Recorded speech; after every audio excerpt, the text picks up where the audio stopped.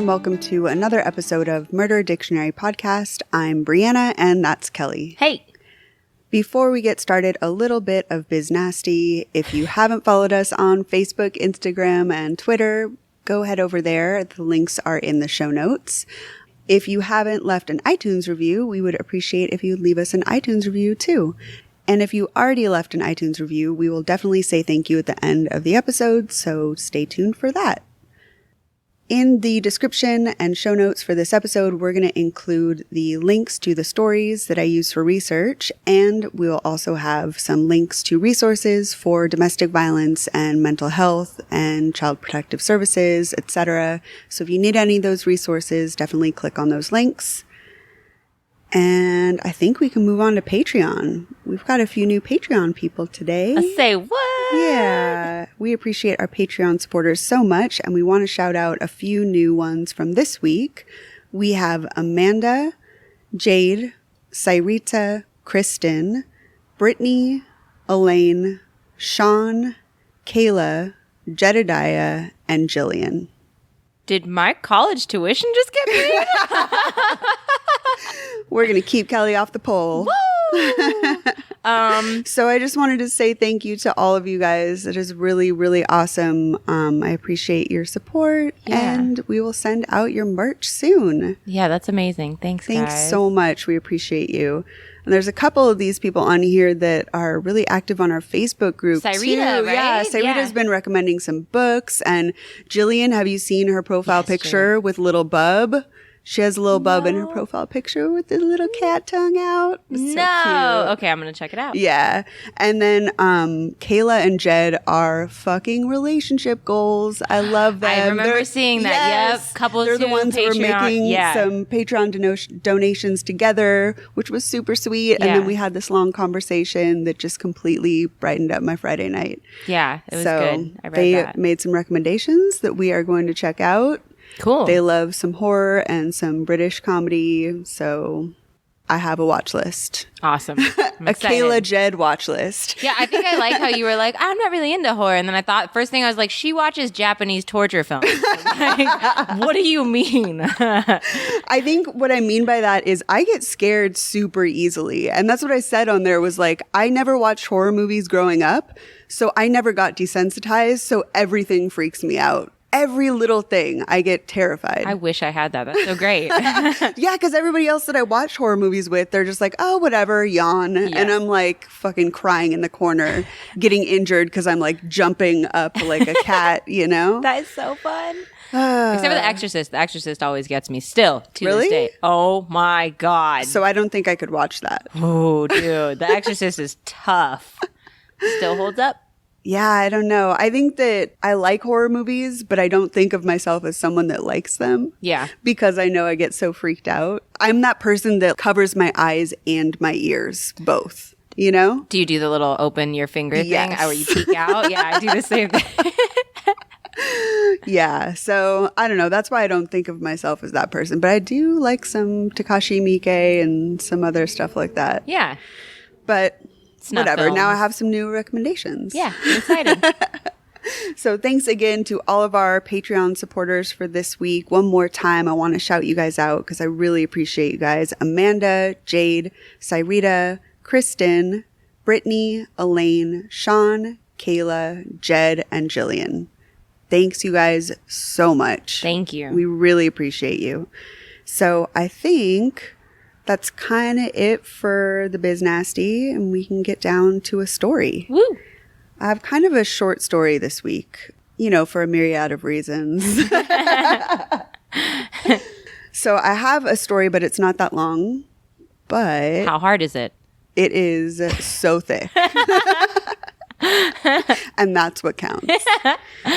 So it also takes place locally, which is one of the reasons I wanted to do it. Because I know it's silly, but I really like local stories. And there's a lot of podcasts that'll just do like their local stuff, which I love. I really appreciate. Yeah. It's just fun to hear people talk about their own area, you know, because they know things that we don't know. Yeah. So maybe some of that'll come up in here.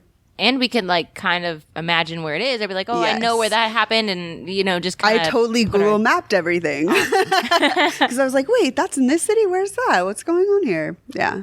I don't know. I think that's fun. Just like how I freaked out when I found out the Menendez brothers' dad works in the building, or used to work in the building right behind my apartment. Really? Yeah, I told you that the Hollywood Film Company is like... I mean, I don't know how many times I have to tell you I did a lot of drugs. So it feels like the first time every time you tell me something. Say that one more time. You want to put that on the loop? Yeah.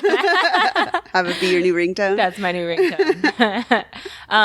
But it must be like every day is a brand new day and life every day. Every single day. It's beautiful. That's so special. No. Okay. The story for today is Toru Sakai. What letter are we on? We still on the... Let me back up. Thank you. What podcast are we on? Welcome to Murder Dictionary Podcast, where we don't know the alphabet. We're back on Patricide because we did a Father's Day episode, then went to Occult O, and now we're on Patricide again. Daddies. Yes, major daddies. So I didn't do any statistics or definitions, psychology, anything like that, because we already went through that in the first Patricide Father's Day special.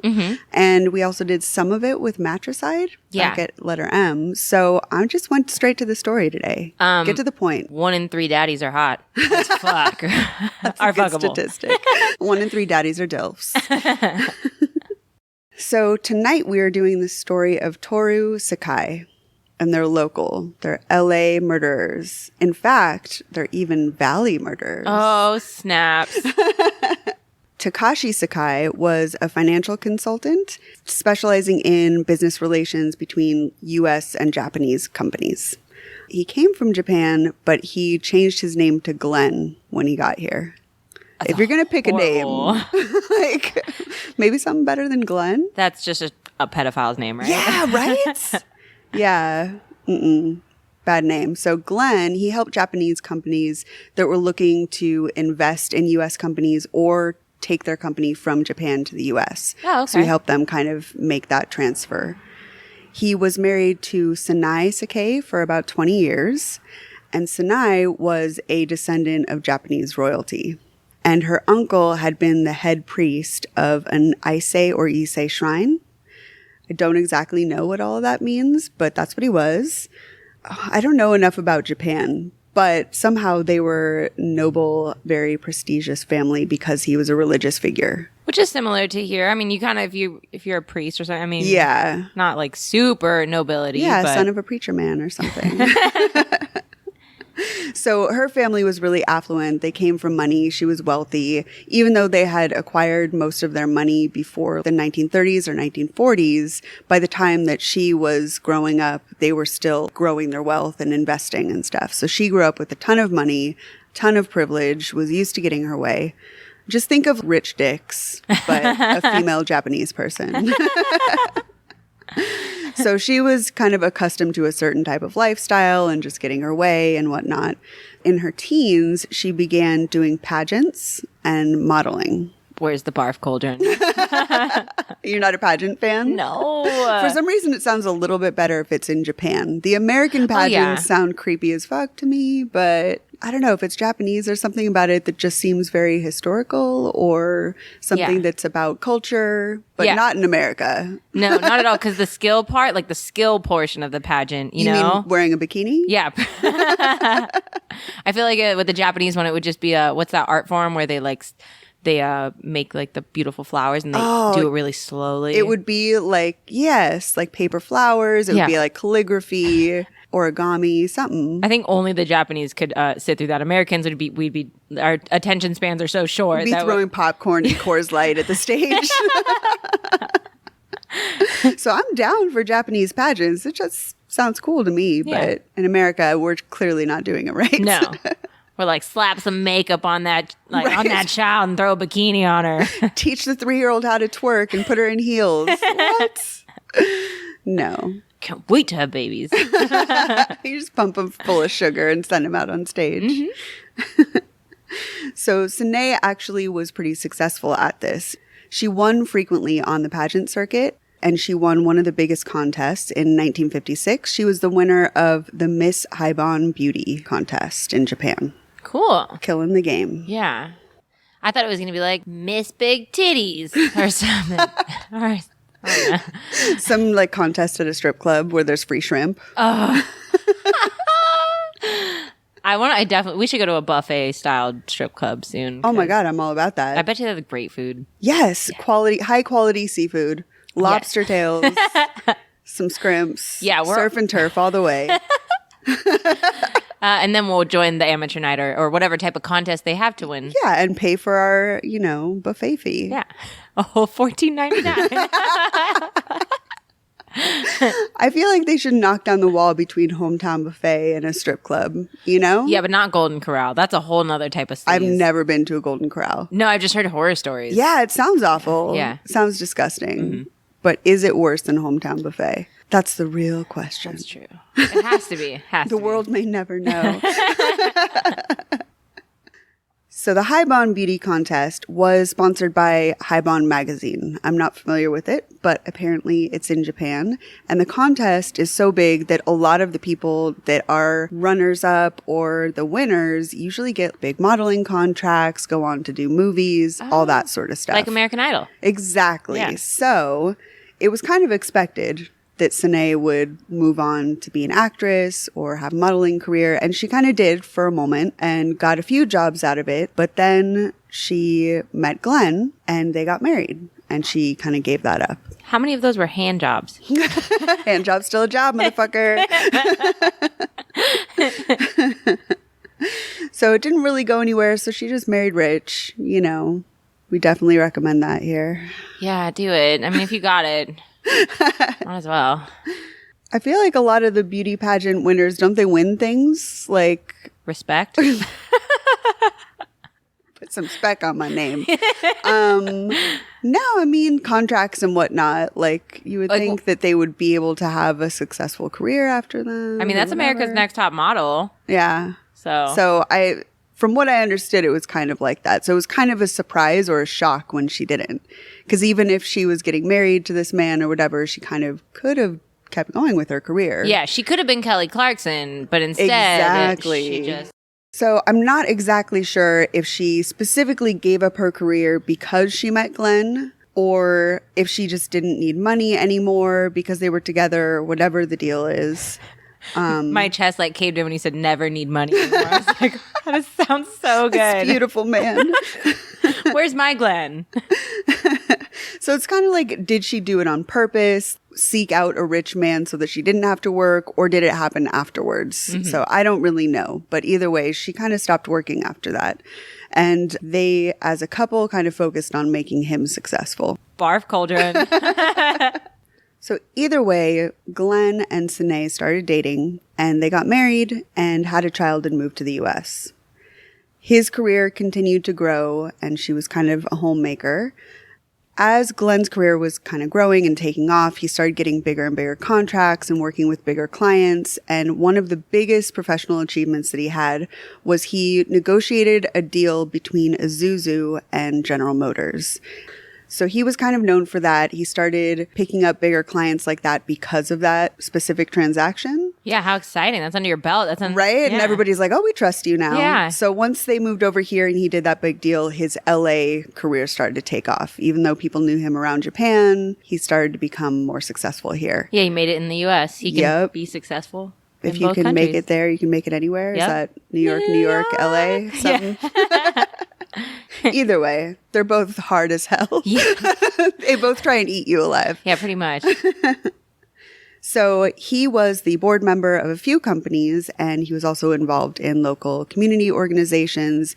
And from what it sounds like, he was just a very well-known businessman around Beverly Hills and Los Angeles. Life goals, dude. I want to be a successful businessman in Beverly Hills. Yes. And then as each deal kept taking off, he kept growing his client base. So eventually, after the success with other companies, he was able to start his own financial group. He started a company called Pacific Partners in Beverly Hills, which was part of World Trade Bank. So he went out on his own and started taking his clients to his new company. BYOB, be your own boss. BYOB, be your own boss, bitch. That's us. Bitch. So I found a quote from one of his friends that was a lawyer, and it sounds really stupid, but it was a lawyer with the last name Ito, and initially I was like, oh, it's Judge Lance Ito. But it wasn't. It was a different Ito, but that was the association. Is that association? I know, right? No, I don't know what. I can't remember what his first name was, but he said about Glenn that he was a prestigious man in the business communities of both countries. So he started really taking off here, and then founded the new company and kept growing. So he's just going up. I know. It all seems redundant, but it's really just leading up to the fact that this dude was fucking rich. Yeah. Nothing I'm just saying that in happen. 20 different ways. Yeah. Rich. Right. And of course nothing bad's going to happen when you have a shit ton of money. Of course. In 1965, Toru Sakai, their son, was born. He was born in Japan, but as a baby, they brought him over. Sine was a stay-at-home mom, and she was a homemaker, and she was pretty much a Beverly Hills housewife. She was a kept woman all the way, was totally motivated by the latest fashion, the best car, and whatnot. Definitely very focused on wealth and superficial kind of things.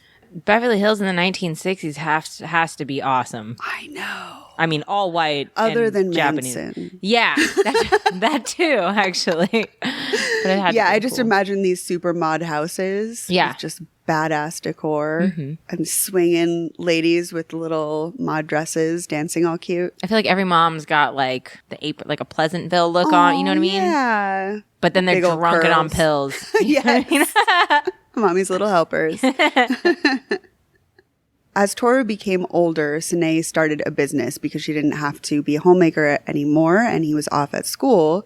She started to become a property manager and she was renovating homes, kind of flipping them and whatnot. And their business was based in Tarzana, which is where we met. Oh, that's so cute. We're like a mile away. Aw. Memories. So as his companies were taking off and she was starting her own business, they started to put their wealth back into property and investments. Even though they were doing really great, they're like, we want more money. They put money back into getting condos and homes all over America and Japan. They had condos and houses in Palm Beach, Florida, Encino, Arcadia, and Tarzana. And then in Japan, they had $1 million home. And they had several other properties, condos and stuff as well. I forgot to convert how much $1 million is from 1985 to now, but that's a shit ton of money. That's a lot. Yeah. They were rolling in it like Scrooge McDuck. Along with all the properties that they were getting, they were also buying luxury cars. So each one of their properties that they owned and stayed in and their summer homes and all that, they were stocked with Mercedes and Porsches and all that. Prius. Exactly. You know rich people, how much they love electric cars. So Glenn was known to drive a Mercedes and his wife and son both drove Porsches. At Porsche. Obviously, you don't have a Porsche. How'd you guess? Because I look like I'm from poverty? Or is it the ramen I'm eating? Yeah. Or what gave it away? I really wish I wish I would have looked up how much $1 million was in 1985. Let me look it Because up. it's got to be like something completely crazy. Hold up. What would you do with $1 million?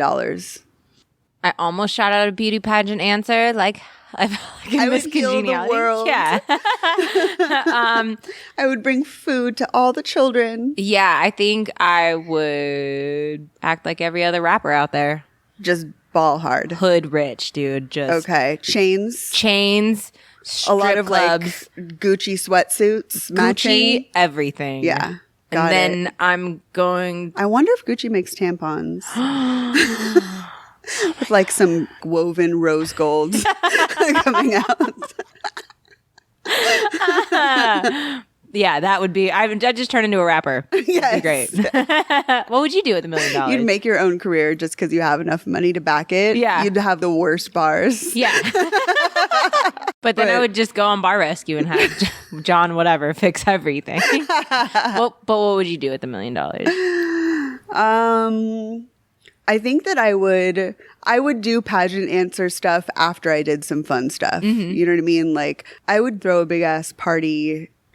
I would do like get all my favorite bands and then invite a shit ton of friends and family. And there'd be a lot of carnival rides. Oh my God. So you could like watch your favorite band play and then be on a Ferris wheel. Yeah. Or, you know, So it's bumper like cars or something. EDC, but not shitty. Yes, And exactly. would you- Rock bands, not fucking dance. Fuck that. Would you ban flower crowns and possibly every other type of There would festival be a wear? shit ton of things that nobody could wear. Like, I love my friends and I love them no matter what and unconditionally, but not if they wear a flower crown. Yeah, ever. Not at all. No. No. Mm-mm. It's just the one deal breaker. Yeah. And there'd be a ton of bouncy castles, a lot of glow in the dark stuff for when the sun goes down, because I like that. Yeah. And I think that's it. And then whatever's left over, I would give to charity. So you'd give $4 to charity. Yeah, like 4 or 5. I mean, I'm not heartless. At least a 5. I mean, and then of course claim it on taxes. Yeah. Oh, duh. 1% rules. Okay, so $1 million in 1985. It doesn't. Oh yeah, that is 1 million. I can't count my zeros. 6 zeros. Tres comas. In 1985 had the same buying power as $2,292,801 with 52 cents. So almost 3 Double. million? Is that what I heard? Almost 3 million. Got it. I could at least do like 7 parties for that. Yeah, that's you know? pretty good. And at least $6 left over for charity. Yeah. Wow, that's generous. I don't know why stuff like that bothers me so much. I just really need to know the money conversions. When it's been like 10, 15, 20 years, I'm like, I know this is way more money. Yeah. Like, the number sounds big enough as is, but when you convert it back, it's like, oh, damn. Because $1 million doesn't mean anything anymore. Like $1 million is not that. It's not that it's not that hard because I'm not a millionaire, but so I've heard from people with money is that $1 million isn't anything. Right. We'll get there one day. We're getting towards that $1 million. One sticker at a time. Yeah. One true crime condom at a time. So Toru was a very quiet and introverted child. He was like that all his life. His friends called him Chris. That was the name that he went by. But for the story, we'll call him Toru. I don't feel like there's this kind of thing where you need to use their chosen name. I don't feel that I'm going to give that liberty to a murderer. That's just my personal stance. I'm going to call him by his legal name. You ruined the story. I didn't know he was the murderer. Oh, I mean, it's patricide. Oh, yeah. You right. The son did it. That's, spoiler alert. Fuck, you're right. Where am I right now? Oh, my God. It's been a long day.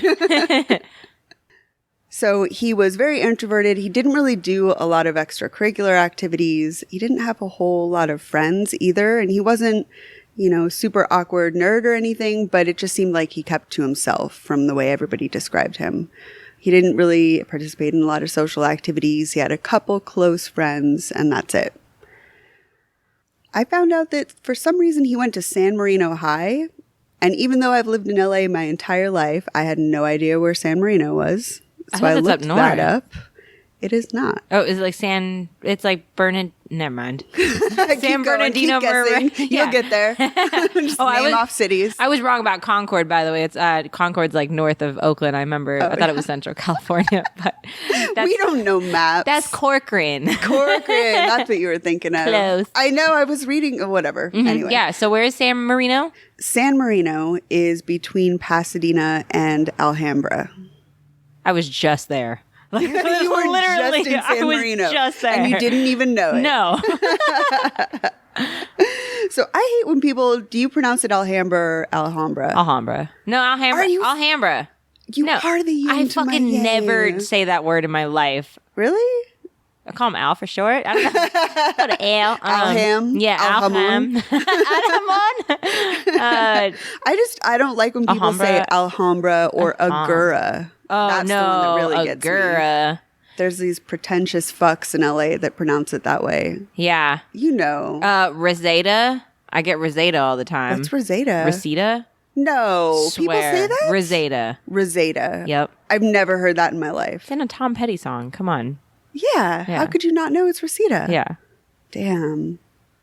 Anyway, so that's just something that irritates me. And I'm like, Alhambra. So it was by Alhambra, goddammit. Alhambra. And it was 30 miles away from Tarzana, which prompted me to think, why would he go so far to school? But apparently it was known for its academic programs. So they are very high achieving in their standardized testing and whatnot. Their teachers are really good. So I guess they sent him out to that school so that he could get the best education. No, this episode makes sense. I'd fucking kill my parents too. You know how early you have to wake up? I know. I would. You're no. one of those 5 a.m. kids. Oh, hell. Yeah. But I don't know. It was ranked one of the top schools in the U.S. It's recognized by the Board of Education. It's the top one in the state. It's, I guess, a big deal. So they sent him there. It's not college. Right? Like, it's just high school. It's just high school. Hate to break it to you. Yeah.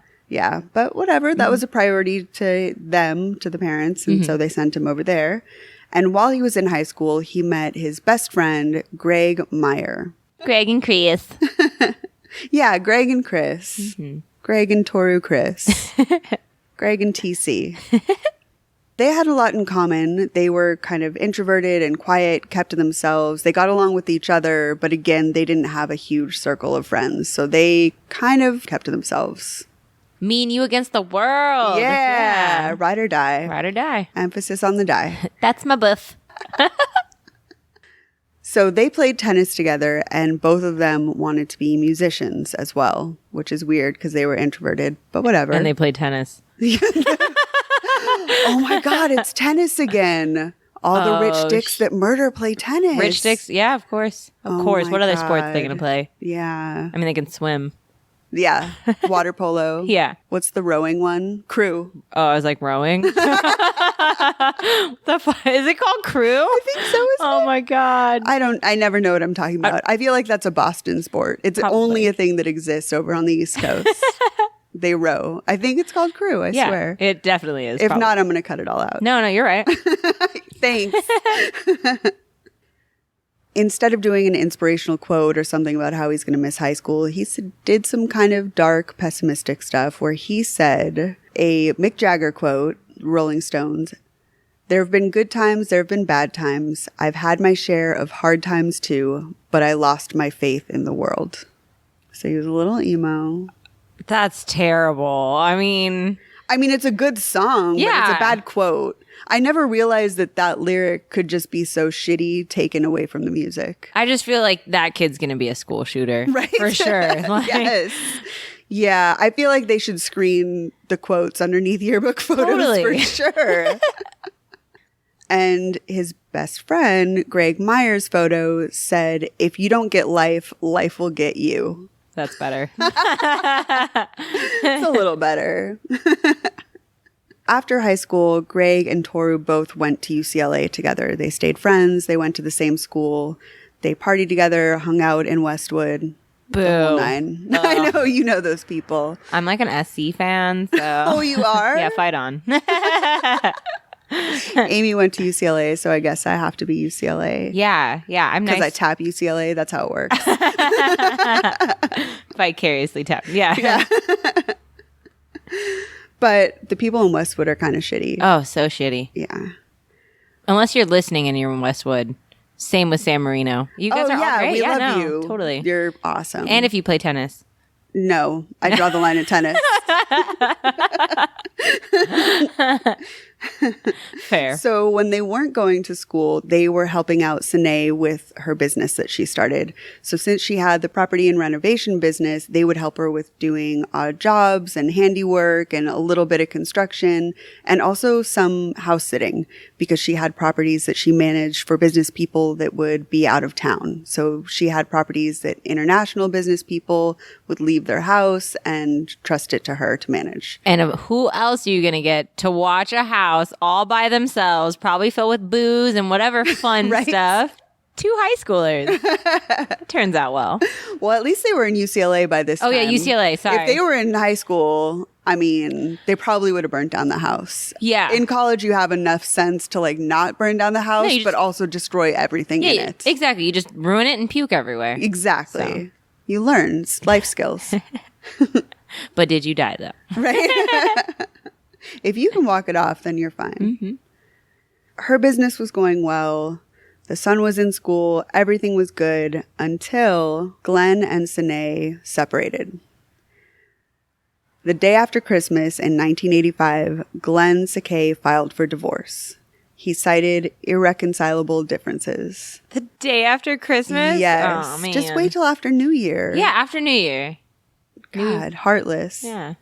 I mean, the Christmas decorations haven't even come down yet. Can you at least help me take the lights down? Then you can move out. You're just in tears taking like the Christmas ornaments off. Just looking at all your family pictures of you three. Right? Putting away the matching holiday sweaters. All of your guys' stockings over the... Gotta take Dad's down. Oh. So Glenn moved from the family's hillside home in Tarzana, which was on Braywood Drive, to Crescent Heights in Beverly Hills. Oh, snaps. Yeah. He apparently kind of traded up in a lot of ways. He got a home in Beverly Hills. I'm assuming he got a new car, even though I didn't read that, just because, you know, that's what you do. That's what one does when you're rich and you're going through divorce. And he got a young girlfriend. So he moved out right away, but the divorce proceedings moved really, really slowly. Over the next year, they were fighting over money. They were fighting over their property because they have a ton of assets to divide up. Quality problems. And the court case was still nowhere near to coming to being final. They weren't finalizing their divorce. They just kept fighting over it. So, in the meantime, Sine really tried to get Toru on her side. She was just talking mad shit about his dad. She complained about he had wronged her. He was trying to take all the money. She framed it so that basically they were going to be poor and out on the street because their dad was going to take all the money. Wow. Yeah. Definitely what you want to be telling your kids. And, you know. That's just the worst in all case scenarios. Whenever there's a divorce, just leave your kids out of the middle. Don't be so selfish. Even if they're an adult, it's still fucked up. Yeah. You know? Don't want to interfere. I mean, a lot of people do that, though. I mean, my parents did it. And everybody's parents do it. It's so unhealthy. Your mom's a whore. Right? Dad, yeah, I know. Dad, what's a whore? I'm 7. Like, come on. Get out of here. Or, Dad, I know I came from there. Yeah.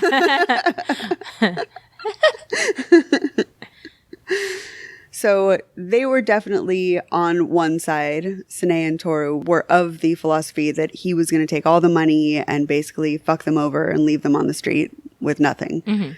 But he was just trying to divide the assets and just equally be like, okay, this property and this money get separated. But they were fighting over it.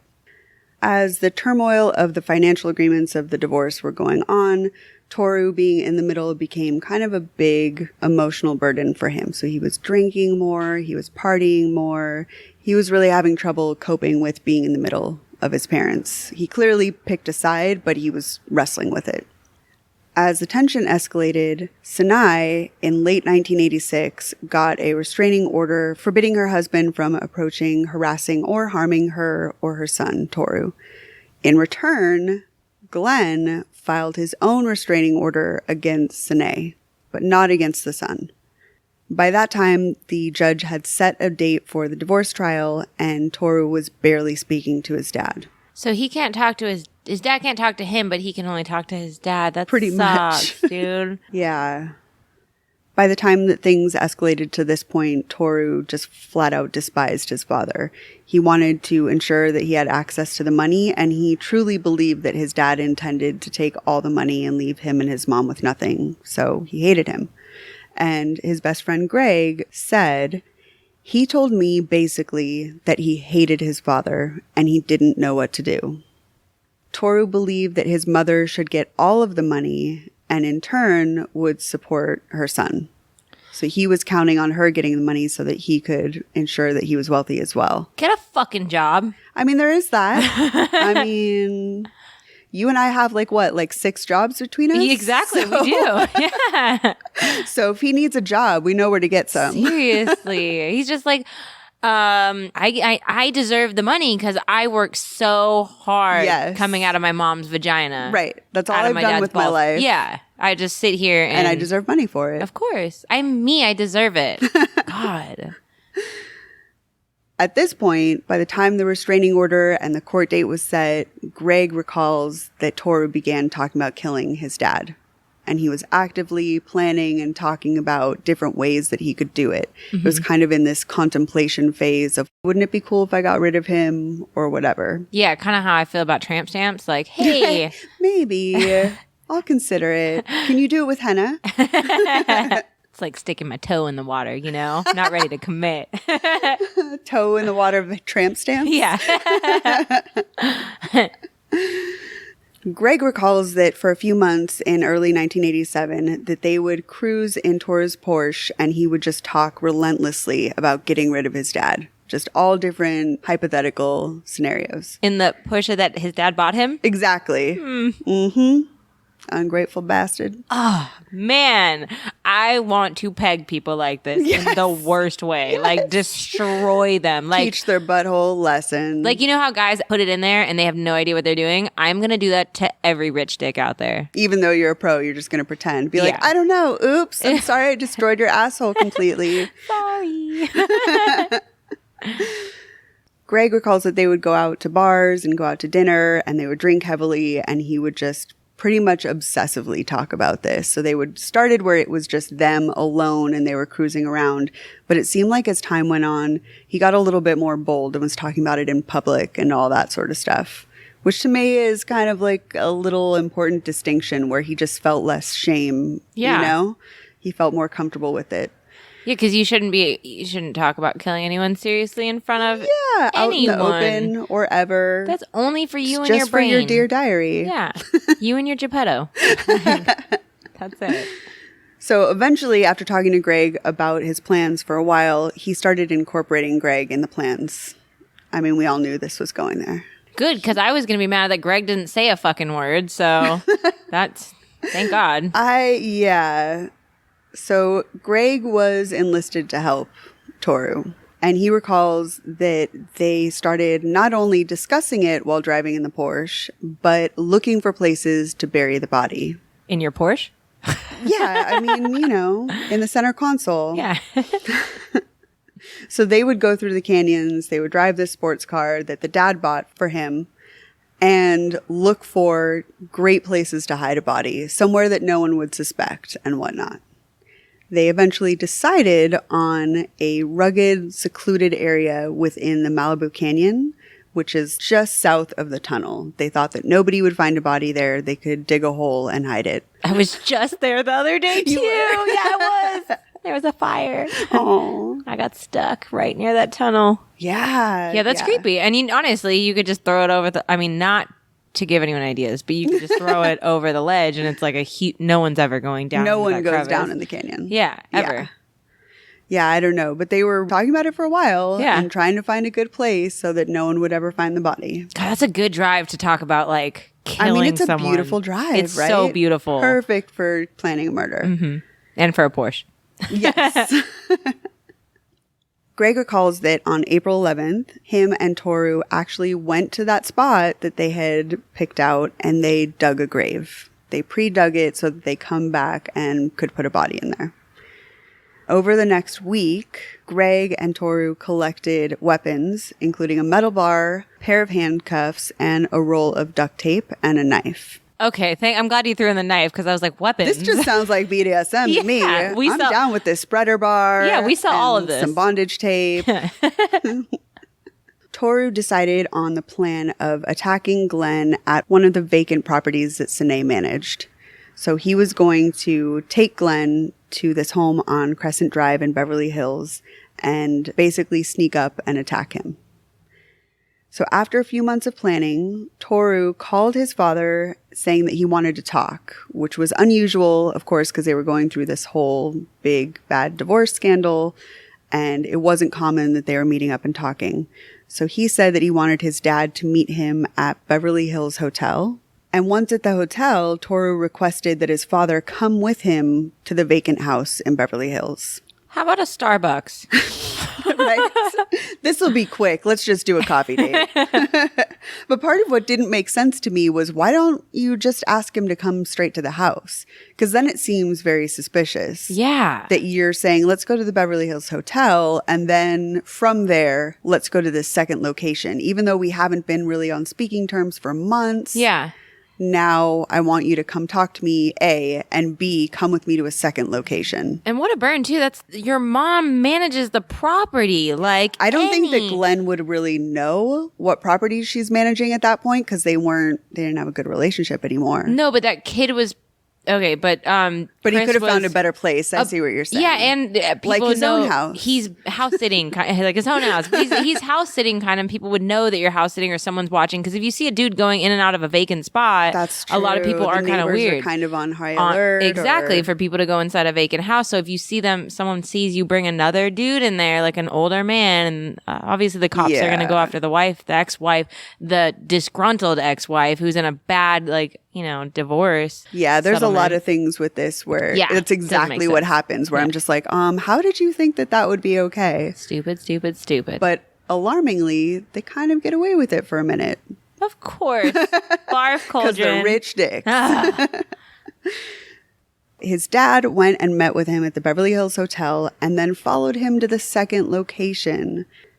Greg was there waiting at the house, and the plan was for him to be behind the door so that when they walked in, he would attack him.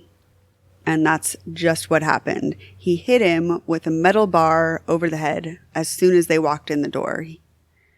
I read in one of the reports that it seemed like Glenn had suspected something was wrong. Like, from the forensic evidence, it looked like maybe that there was a struggle, that he took a couple steps in and then tried to leave or something. But I'm not exactly sure all of the details of that. But I do have a quote from Greg kind of recounting that there was a little bit of a struggle. So Greg said, "Glenn took a couple steps in and I came up behind him. I was successful in hitting him, but he didn't go down. For some reason, I thought I would be able to knock him out like in the movies, but it doesn't work that way." It never does. Right? Can't trust the movies. They lie. So it seemed like there was some sort of struggle towards the entryway, but also that he realized immediately what was going on. So as soon as the hit happened, it wasn't like he suspected that there was a robbery or anything like that. He knew that something happened with his son. I just hate the final moment. Like, I hope something happy happens right before I die, because, the last thing you're going to know is that your son betrayed you. Yeah. I know. I wonder if he was in his will, too. He's just sitting there, about to, die. And just I gave you a Porsche. Yeah. Fuck. Yeah, just to know that person that's close to you is doing that. It's just, that's the worst thought to me. Poor Glenn. Okay, Glenn's not the name of a pedophile. It's the name of an angel. Oh, sorry. No. We take it back, Glenn. Yeah. So Toru and Greg proceeded to hit him several more times with metal pipes in the entryway to this home.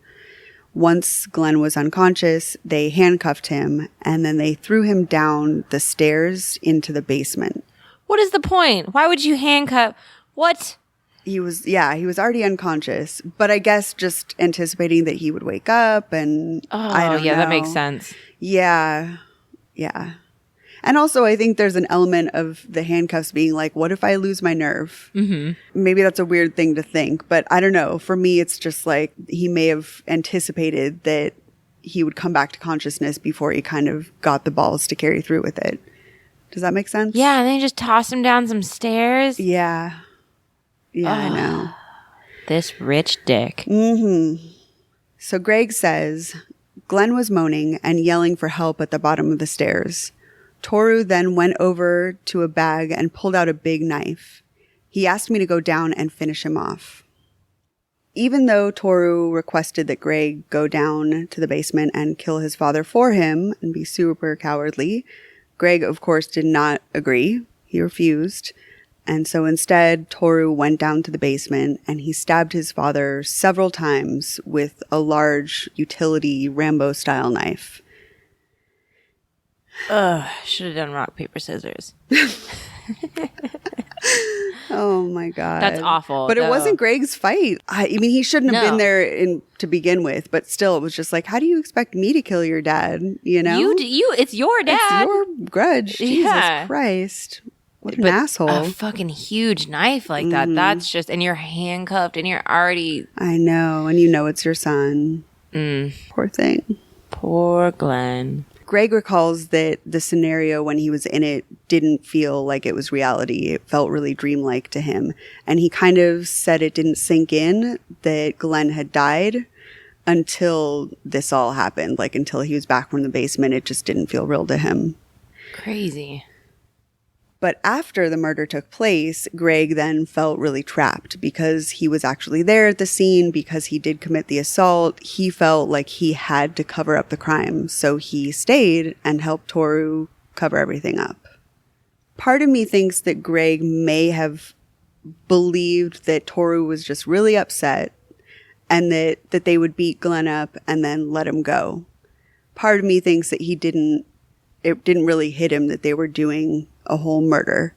But the other part of me is like, no, they were planning this for a while. This was like months of talk. And I don't know, I'm kind of torn as to whether he thought that maybe Toru in the moment would just give up and say, okay, I threw a few punches, I got the energy out, and that's it. They dug a grave. Yeah. They scouted out a place. Yeah. I know. That's the other part of me. I didn't know that was going to happen. Like, fuck you, dude. Yeah, you did. Yeah. It's just, I don't know. He kind of, it seems like he was detached from the reality of the situation, but that's probably the trauma, you know? Of course. He thought he was going to get kickbacks. He's riding in a Porsche. That's true. The whole time. Like, go fuck yourself, dude. Yeah. You have no other motivation besides either friendship or money to be doing this. Yes. Yeah, so the whole thing of them planning it so far ahead, and especially the digging the grave, that's the thing where I was like, okay, it's just a cop-out to say that it didn't feel real, you know? Because part of me was on board with that. And then it was like, no, but you guys went through months of planning and premeditation. Yeah.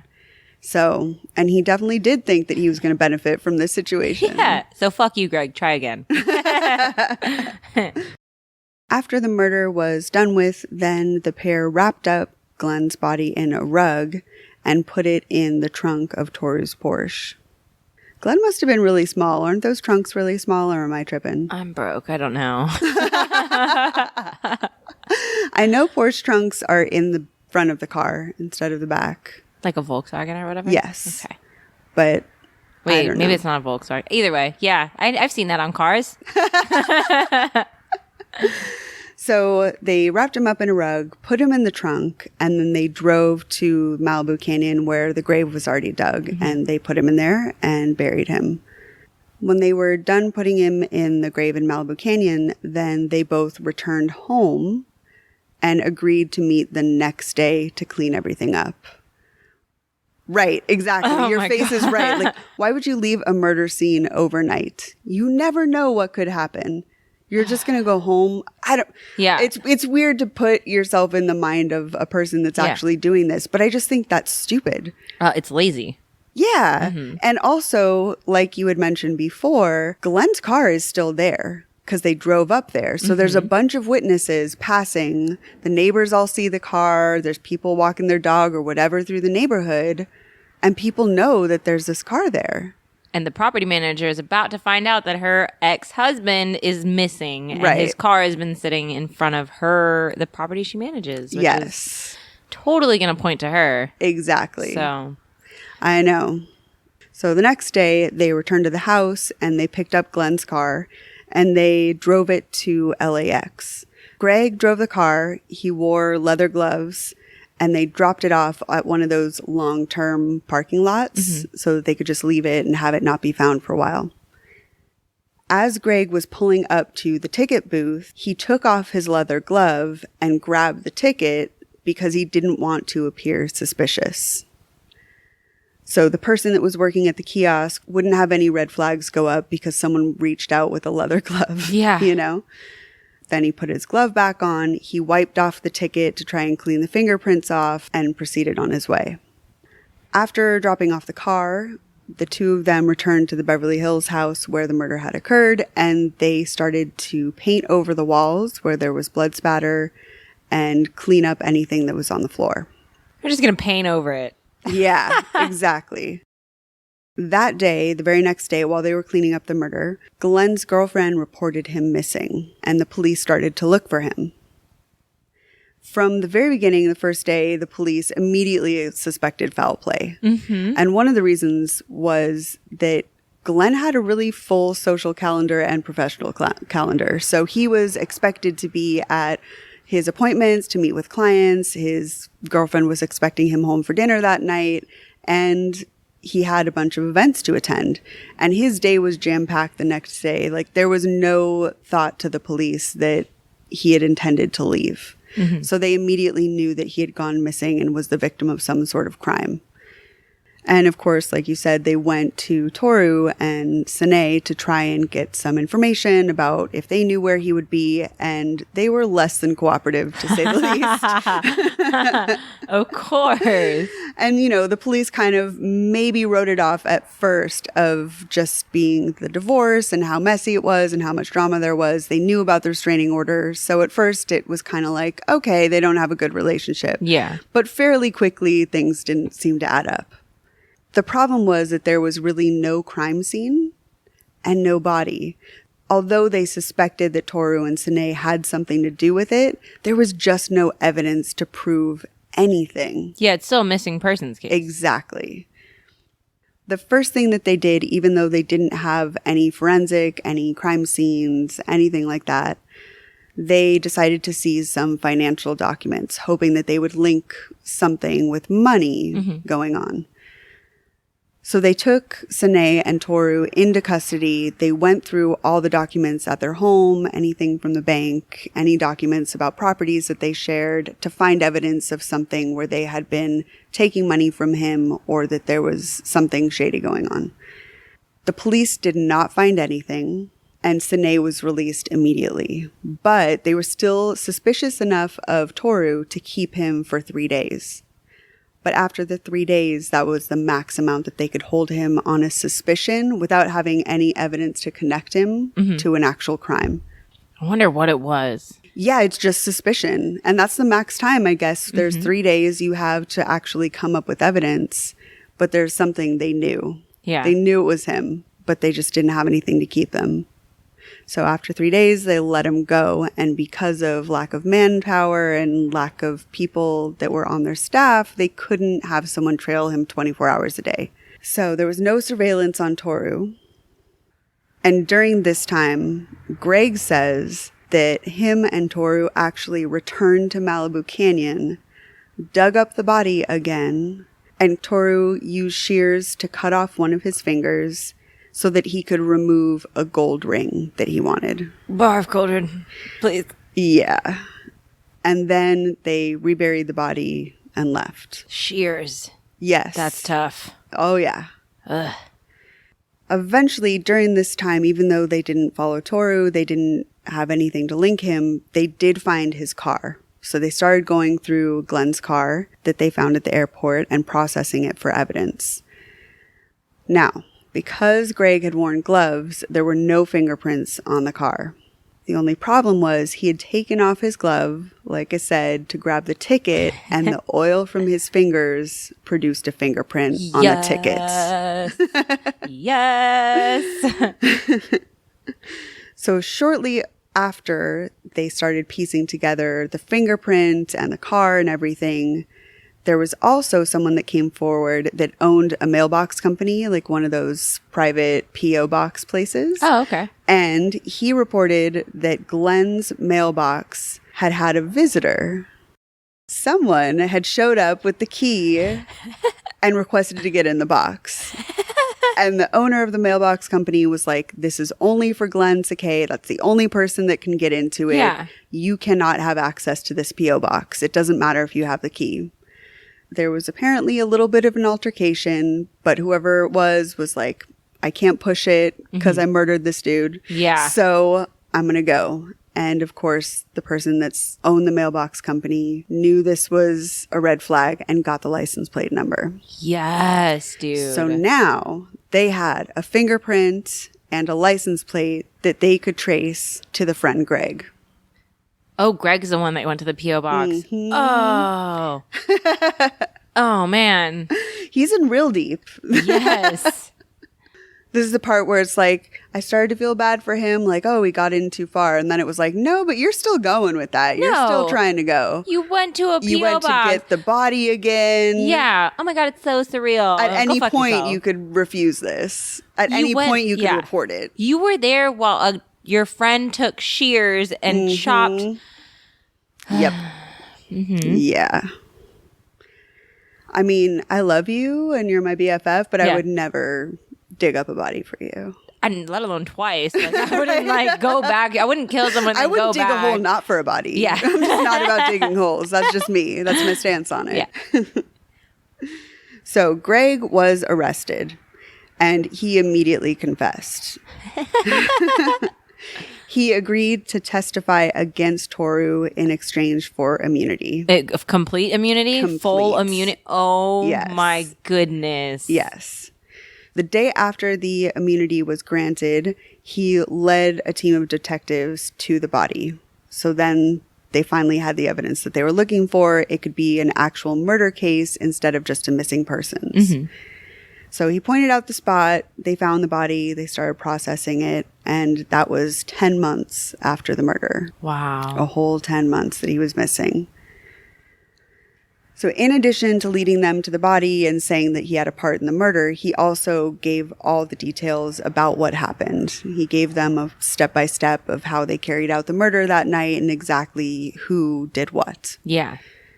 In exchange for the help to the detectives and agreeing to testify, he was granted complete immunity from prosecution. So he was expected to be the key witness, and as long as he testified against his best friend and told the court everything that he had told the detectives, nothing would happen to him.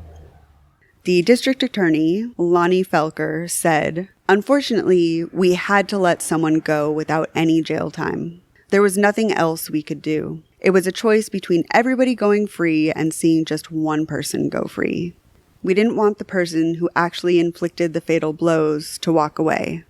Toru was the one that we wanted." For the greater good, I guess. Yeah, that makes sense.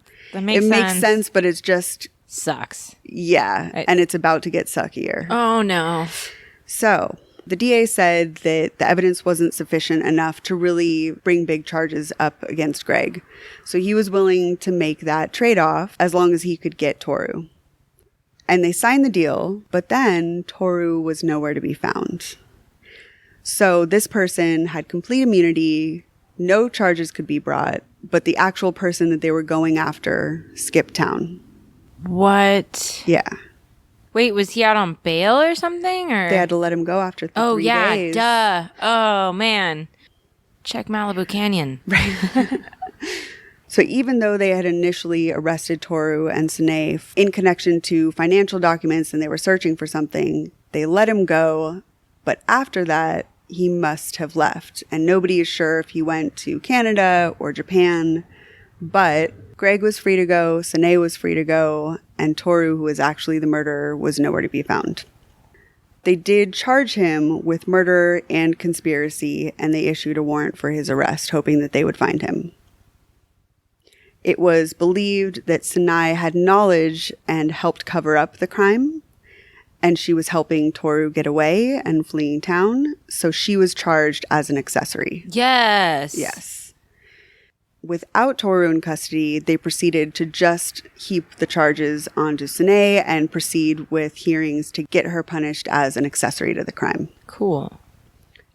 So they started the legal process of getting her convicted as an accessory, and they started having pretrial preliminary hearings to bring up evidence against Sine. So Greg and a few other witnesses, like the neighbors, testified that they had seen this activity going on around the house. And there were about 24 Japanese journalists that were present, because something I didn't know was that patricide is extremely rare in Japan. Oh. And since Glenn was a prominent businessman, not only in Japan, but in the U.S. and relations with Japan, they reported heavily on the case, and it was a very big topic of interest at the time. Get out. Yeah. Greg testified that he did not see Sine over at the house the night of the murder or to help them clean up. But other witnesses said that they had seen her after the murder at the house. They also had witnesses that knew that she had purchased a brand new carpet to replace the one that they took to bury the body. Oh, she totally is an accessory. That's... Yes. However, that's not the way it went. Even though they could connect her to the rug, they couldn't prove that she had actually bought the rug knowing that the initial one disappeared with the body. It's circumstantial, basically. Yeah. Because they couldn't connect it very specifically in that way, it just seemed like she bought a rug as a replacement. They dropped the charges.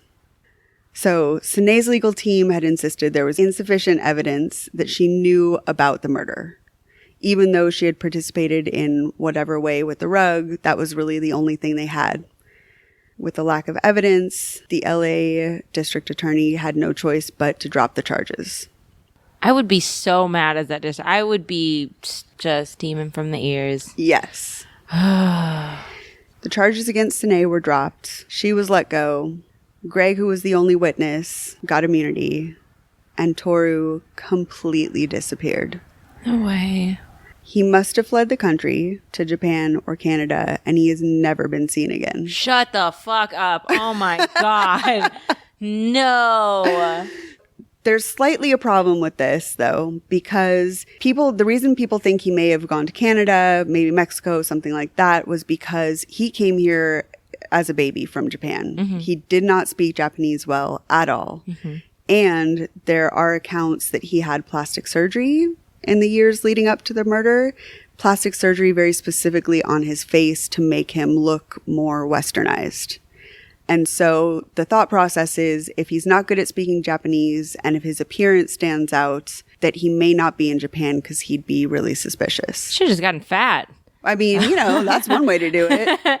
Stock up on them Twinkies and ramen. Yeah. Get real thickums. Mm-hmm.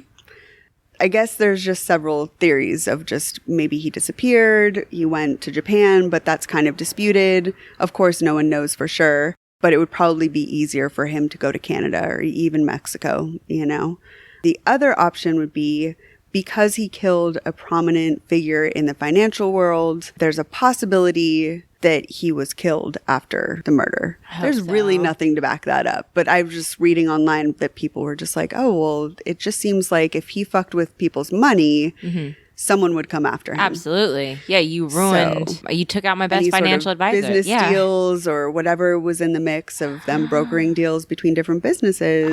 That's just wishful thinking. Yeah, I know. Part of me wants to mention that theory just because I'm like, yeah, justice. Vigilante justice.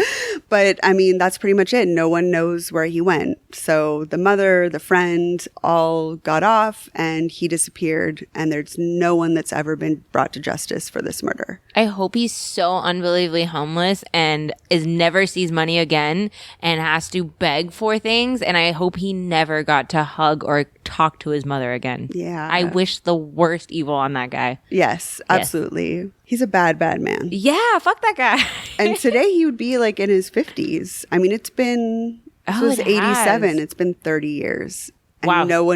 There's no trace of him. He's on America's Most Wanted list, Get like the out. whole fucking deal. Well, then he's not leaving Canada because Canada has some of the most strict. Really? Oh, dude, I don't you know can't get about into this at you all. can't get into Canada. I can't. I mean, with the DUI on my record, I have to wait till that's off. Really? They're so crazy about people crossing the border. I think they have some of the most strict immigration laws. I had no idea. Yeah, so if you have like a felony, they're not taking you. They're not letting you into the country. Because I love Canada. Me I'd love too. to move to Canada. Yeah, you don't have a record. I've been doing some detective work on if I can go to Canada and how many years I have to wait. Oh my God. Yeah, I didn't know. Mexico's a different story though. I'm going to say I know, they didn't just take anybody. Tons of plastic surgery too. He's in Mexico. Oh my God. That was that's great. where everyone goes for plastic surgery. Of course. Yeah, that story was gnarly. It was sad. Yeah, very. I don't like anyone in that story. I know. Maybe Glenn. There's not too much information on Glenn's personality, which is unfortunate. Mm-hmm. It just seemed like he was a really well tied into the community kind of businessman that people generally really liked. It just didn't say much about his hobbies and stuff. I don't know. It just seemed like it snowballed. Like once the divorce hit and there was money and greed involved, and it just kind of grew to this thing where Toru felt he had to take out his dad.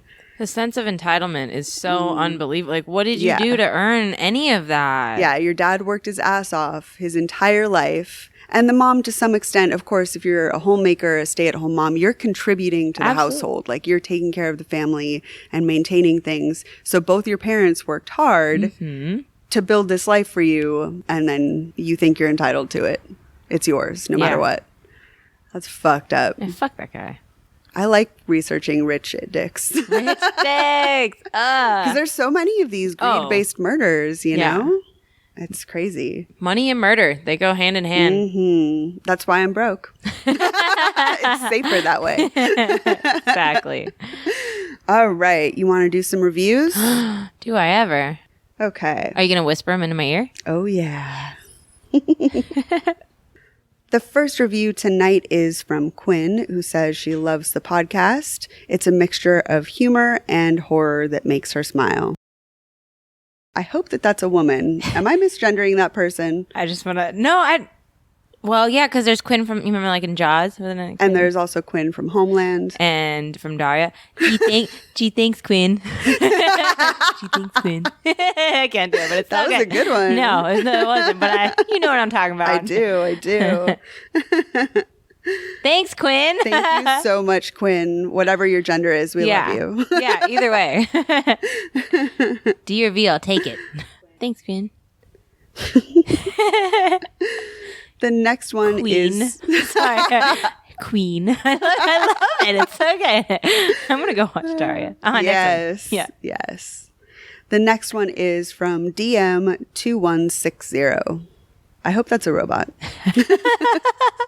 DM2160, our favorite robot, said, Brianna and Kelly are superstars. Their chemistry is so good, so funny. These are women you want to be your friends. Aww. Thank you so much. Sliding into my DMs. DM thinks I'm a woman. We are ladies. That was so cool. That was really nice. Thank you so much. We really appreciate that. We do. The next one is from Moriah, who said, it's a perfect mix of info and hilarity. Definitely two chicks I would love to smoke with. Yes! And then there's a little peace sign, but I'm going to take that as smoke two joints. Come blaze one for the nation. Yeah, with me anytime. The next one is from Bats with a Z. Ooh. Thanks for the great podcast and for all the hard work. Aww. Thank you so much, Bats. Yeah, we appreciate that. And thanks, Brianna, for doing all the hard work. Aw, thanks. You kill it. Heavy lifting. Yeah, all the research, everything amazing about this podcast is you. Thanks, dude. I just sit here and look pretty. And you make jokes. Yeah. And you dome me up sometimes. Yeah. Just like that. That's what it sounds like. But more of a Exactly. It's perfect. So that's it for reviews tonight.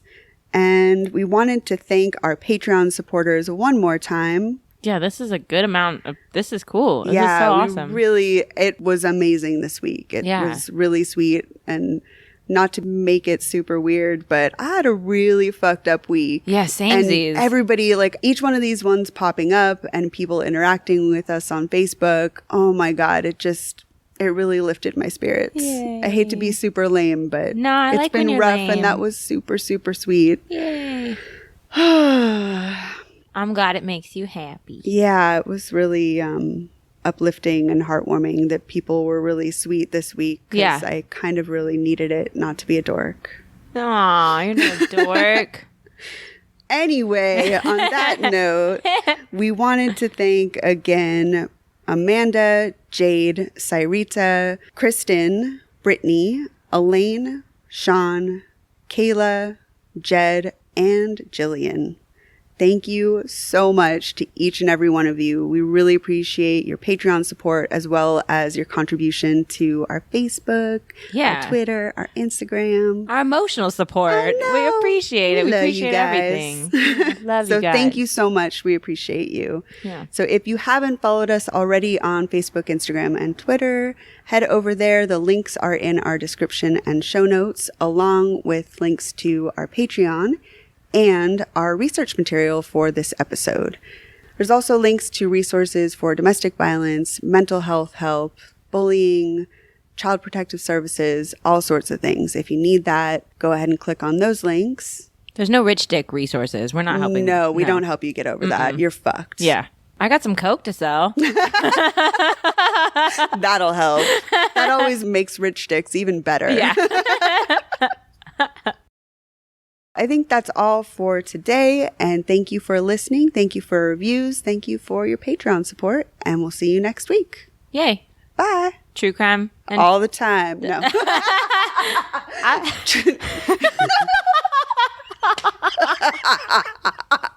Wait, we weren't freestyling? I thought we were freestyling. No, hey, what are we doing? Bars? Your bars were, the fire was coming too close to my face. I didn't want to get burnt. But now that you've cooled down, would you like to true crime and chill with me? True crime and chill. All right. Cool. Bye. Bye. Finding the right pros for home projects can be tough and spark a lot of questions like, how do I find a pro who can help? Will they do a good job? Will I get a fair price? That's where HomeAdvisor can help. From leaky faucets to major remodels, HomeAdvisor connects you to the right pro for the job in seconds and even helps you get a fair price. Read reviews, check project cost guides, and book appointments. Go to HomeAdvisor.com or download the free HomeAdvisor app to start your next project. And now, a thought from Geico Motorcycle. It took 15 minutes to take a spirit animal quiz online. Please be the cheetah. Please be the cheetah. And learn your animal isn't the cheetah, but the far less appealing blobfish. Oh, come on. To add insult to injury, you could have used those 15 blobfish minutes to switch your motorcycle insurance to Geico. Geico. 15 minutes could save you 15% or more on motorcycle insurance.